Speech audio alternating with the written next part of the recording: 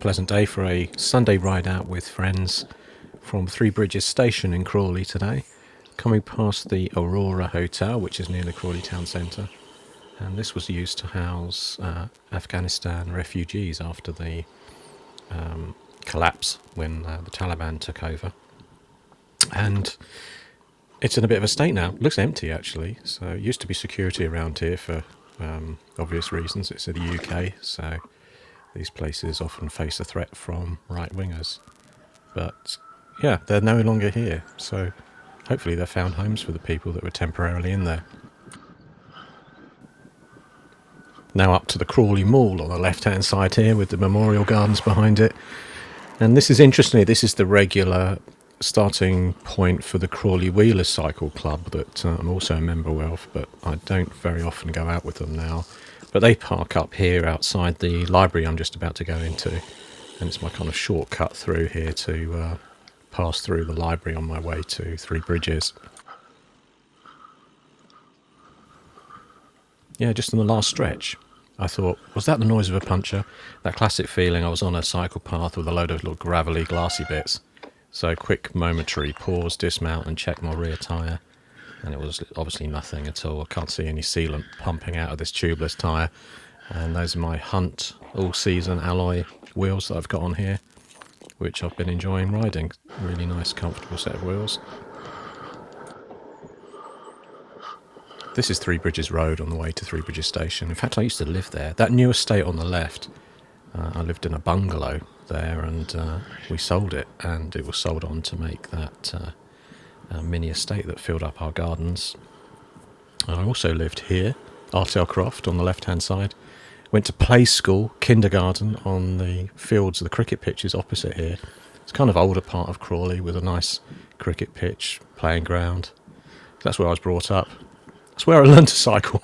I didn't think that just through that gate there, my dad held onto the back of my tiny little two-wheel bike, and I had the stabilisers removed, and he let me free just at that very moment, the other side of that fence there. It'd be an interesting memory.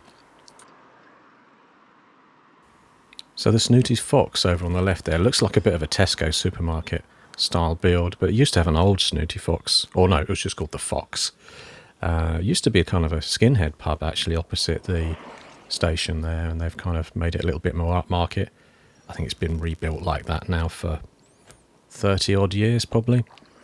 And this is the old Three Bridges station I'm about to head into. We meet up there before we head out, and this is us now going over the M23 motorway on the way over to Copthorne, and this ride is out to Hever Castle and back, and it's led by one of the members of the group, Celine, who's doing this as a kind of practice run to see whether it's a good route for us. So we head out past Copthorne, which is a little village on the outskirts of Crawley, and towards a place called the Duke's Head roundabout, which is kind of on your way to East Grinstead out of Crawley, but we take a left there up towards the Hever Castle direction and the various villages en route to it. Two slightly interesting notes about this route actually, which always sort of spring to mind when I do it. The first thing is you kind of stay under the flight path the whole route. So as you head out, you've always got aircraft, and right all the way to Hever Castle, which is over in Kent, there's planes still coming over you, which makes it an interesting route. Now, we clashed a little bit. There appeared to be a London to Brighton bike ride on, so a couple of times on this route we bumped into them as they were coming through the area on the way to Brighton. So quite nice to see a lot of other cyclists on the road.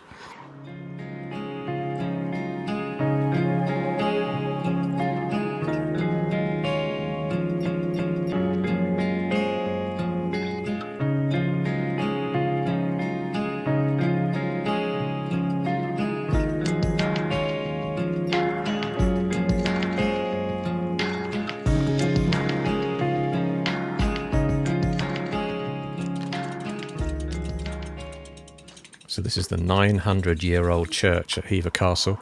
We're all a bit disappointed because, despite having visited Hever before, we didn't realise that you can't see the castle or anything from outside, and we weren't intending to pay the sort of £20 visitor fee to pop in on our bikes because it was like a short loop. So one note to remember, if you're going to Hever, you have to pay to get in to see anything up there, but it is a lovely old castle with a moat. kind of like a manor estate house more than a castle, I suppose. So worth a visit. I've been there lots of times over the years, but I'd forgotten that you can't see anything unless you actually pay to go in. I was half expecting that we could peer over a fence somewhere to see the castle without popping in.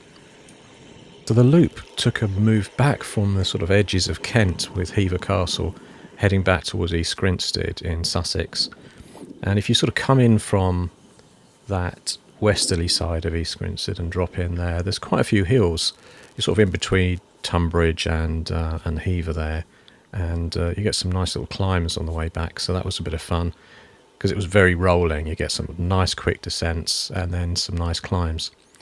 But in general, if you're coming out of Crawley, that route over to Hever via Edenbridge and Lingfield and all those sort of areas to the north there, north of Crawley and north of East Grinstead, it's actually very flat. So not only do you get the aircraft in the air the whole time above you, because there's some reason you're on the flight path there, but also it's actually relatively flat. It's only if you do this kind of loop back towards the other side of East Grinstead that you end up with some climbs. I think actually I've done a check a couple of times when I've done this route on the flat way out and flat way back, and it's probably the flattest route you can do out of central Sussex around the Crawley area without getting tangled up in the various downs and hills around Pease Pottage and Rusper.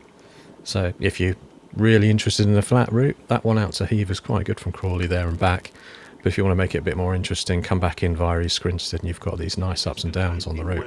To connect up the mini microcircuits, then this computer brain could one day be packed into the space of a sugar cube.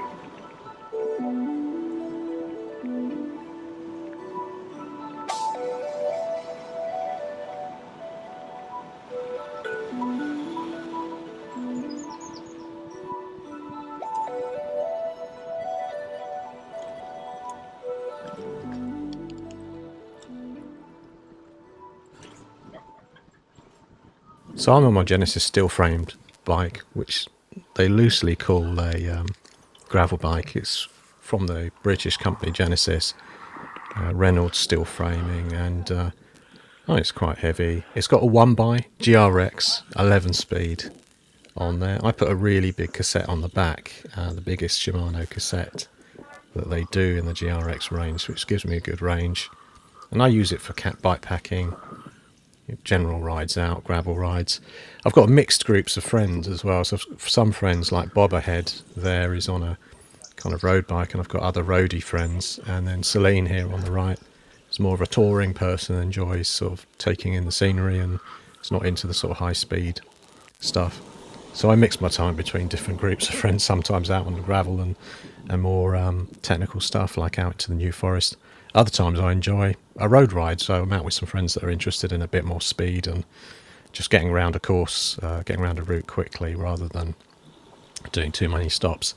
I actually preference going on a tour more. I enjoy taking my time, but not taking all day over it if it's only a shorter ride. I like to get out and back home by lunchtime. Like this one was a morning ride really, and it's a bit of fun to get out and explore and not have the pressure of having to hang on the back of someone that's going really fast. But still enjoy that as well. I enjoy a bit of speed on my road bike, but today it was a gravel bike and more of an exploration than a speed around. So this is one of those hills coming up behind sort of Dorman's Land way into East Grinstead, and there's some pretty scenery around here. That's a sort of private fishing lake.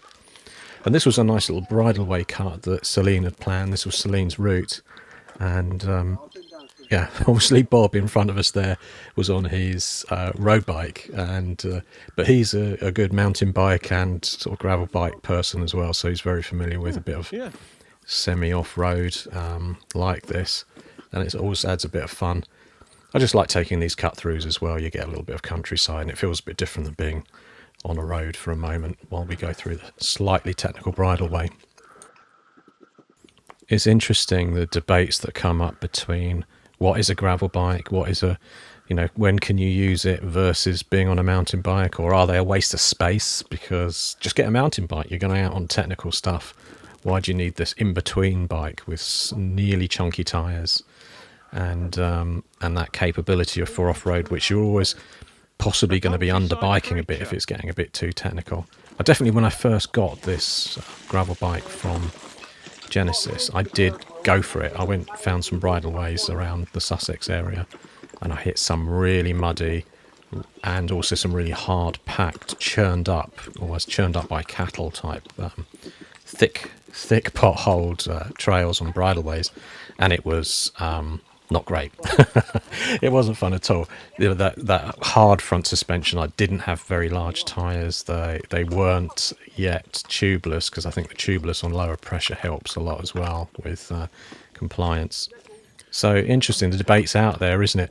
Looking at Bob there, he's doing really well on skinny tired road bike through here, and it's not massively technical, it's pretty easy, and it was downhill as well, so that actually makes it relatively easy to scooch through. Yeah, in the rain. But looking back in time, in that sort of like 79, 80, 81, before I got into BMX, I had a rally road bike friction shifter, and it was my everything bike. We built ramps, we built massive bowls. In fact, we had a small area which was nearly on the route for this ride earlier, through a place called Furnace Green and the Horth. And the Horth is a theatre, but it also has like a forest behind with big charcoal pits in. I used to take my road bike down there in 1980. That was good. So there was a year before I convinced my mum and dad I had to have a BMX at age, well, it must be age 11 or 12 then, but in that year I was out on my road bike. I even jumped over a car. We had a ramp, and I jumped over a car. I can't remember getting buckled wheels or anything, so it must have been a really tough rally road bike at the time for a sort of 10, 11-year-old doing leaps everywhere. Actually, I suspect it had smaller, it didn't have 700 size wheels. They would have been smaller. I would have had a smaller road bike for sort of young adult sized frame. But it was a rally, and it was a lot of fun, and used to take it on every type of muddy pit, gravel, jump, you name it. We'd find places around Crawley to leap about.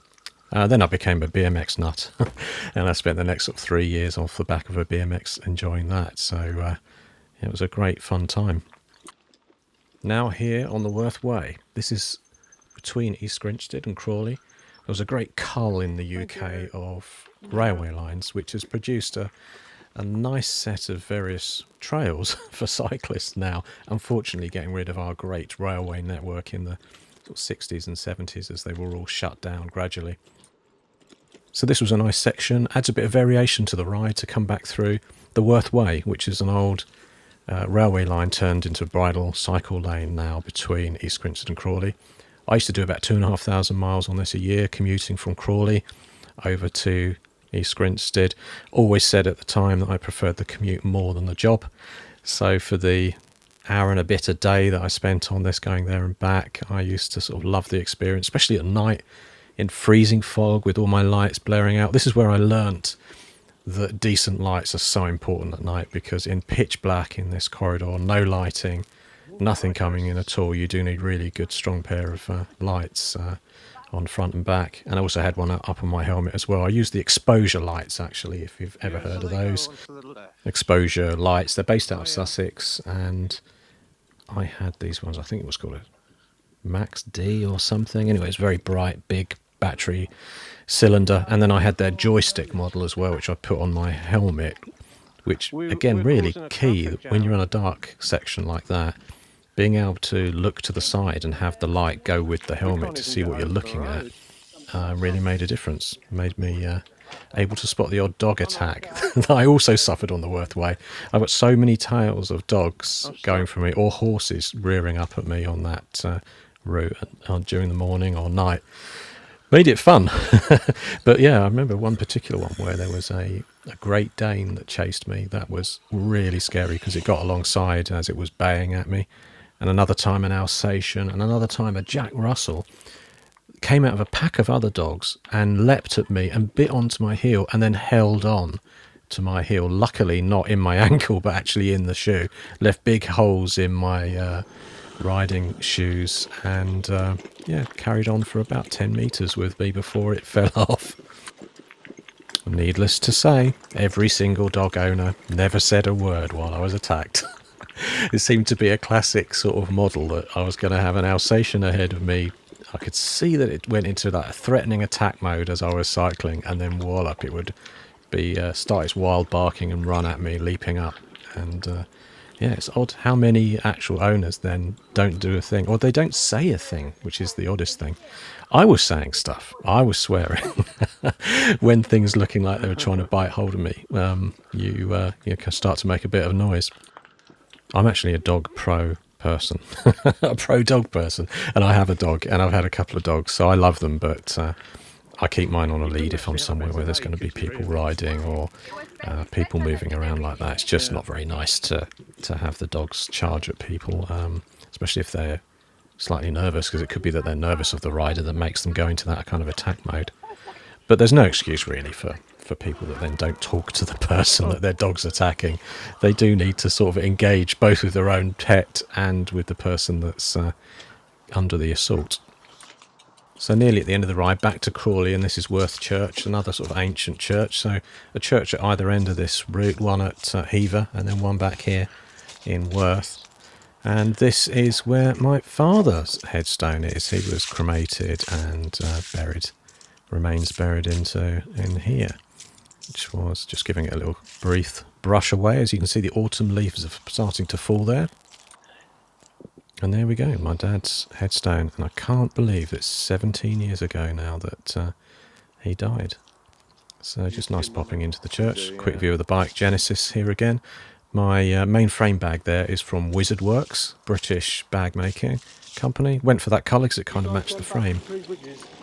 Yeah. The Worthway itself does actually continue its way to wind its way to Three Bridges station, because of course it used to connect Crawley down in East Grinstead to Three Bridges station. So luckily, when they built this new Maidenbower estate, which is on the westerly side of Crawley, they kept this trail running through it. So they kept the bridleway.